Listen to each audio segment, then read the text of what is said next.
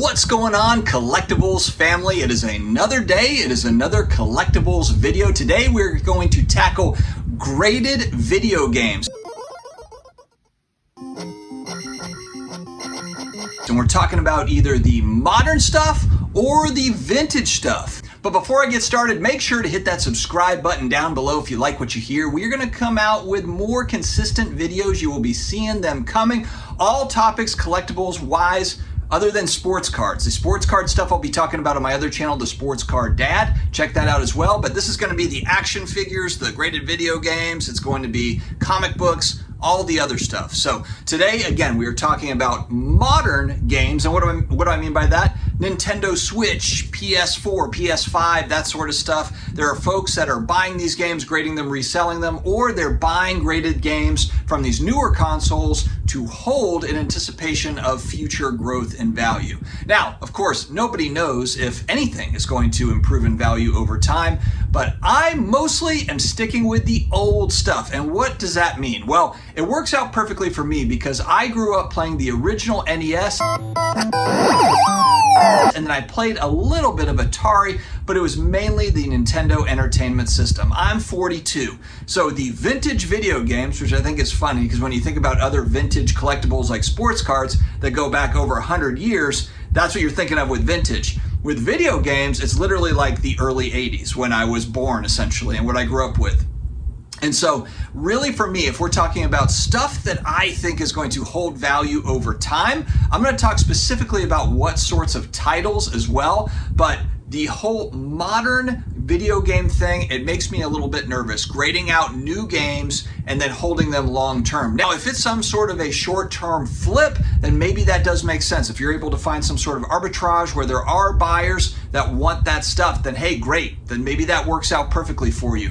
But long-term hold, I really like the big names, the big titles. If we go to the NES, the original Nintendo Entertainment System, it's the 30 original black box games. That's the stuff that I am collecting. And then you sprinkle in other titles that had historical importance like Metroid and Kid Icarus, Contra, and so forth. There's a new Mario Brothers theme park that's going to open up in Orlando. I think there might actually be one out on the West Coast as well. I could be wrong, but I think there's one that's opening in Japan as well as in Orlando. The new Super Mario Brothers movie did extremely well, especially for an animated movie, and it just continues on. And think about all the possibilities they could do as far as movies and shows, kind of revamp those franchises. I could see them doing kind of a new age Zelda Link movie, which I think would do very well, especially for folks that are in my age group. My youngest son is 8, and his favorite games are the original Mega Man games, 1 through 10. He's got the 2-pack, he's got like the 1 through 6, and then I think it's like 7 through 10. It's part 1 and part 2 on his Nintendo Switch.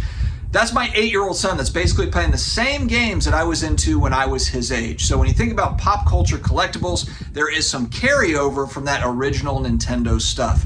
And really, it's CIB and sealed games. Now, sealed NES, of course, extremely expensive if you're looking for that on the open market.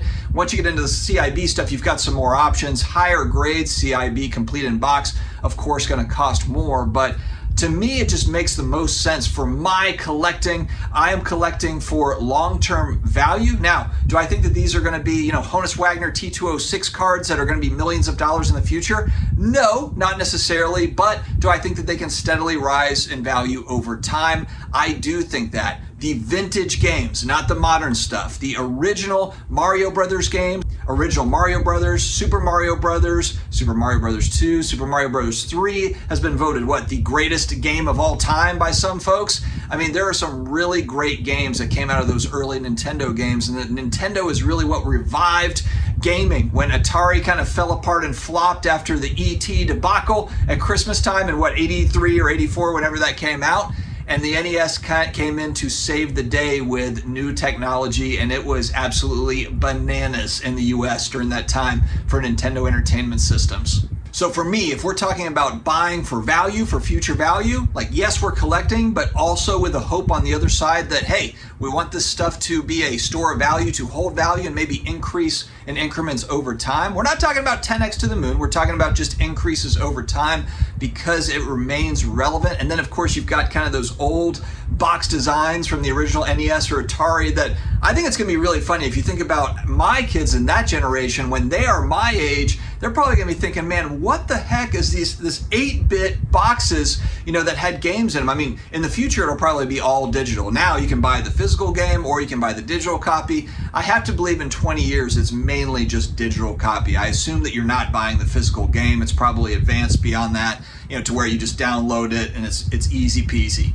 So the fact that there's going to be kind of these original boxes that games came in, these early vintage games, I think that adds relevance, whether you're collecting the CIB stuff or if you've got some added funds, Bill Gates out there, Warren Buffett type money, and you want to go after the sealed stuff. I really like the vintage stuff compared to the modern. And when we look at kind of comic books and action figures and all that stuff, with newer age stuff, if it's marked as a collectible, it's like, oh, this is a collector's item. If it says collector's item on the box, it's probably not going to hold a whole lot of value moving forward. It almost is a rule of collectibles. Stuff becomes collectible because it was never meant to be collectible. And that's exactly what these original NES, these original Atari games, if you've got them in good shape, CIB or sealed, it's exactly what these represent. They were never meant to be collectible, but they have organically become collectible over time, and then third-party grading comes into the mix, builds on that collectability, adds nuance into the conversation.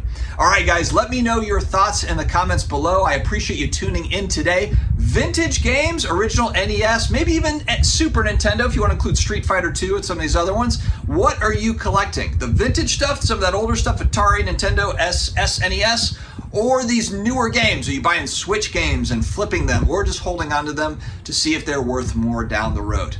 Let me know your thoughts in the comments below. Stay healthy, stay awesome, and I will talk to you again later.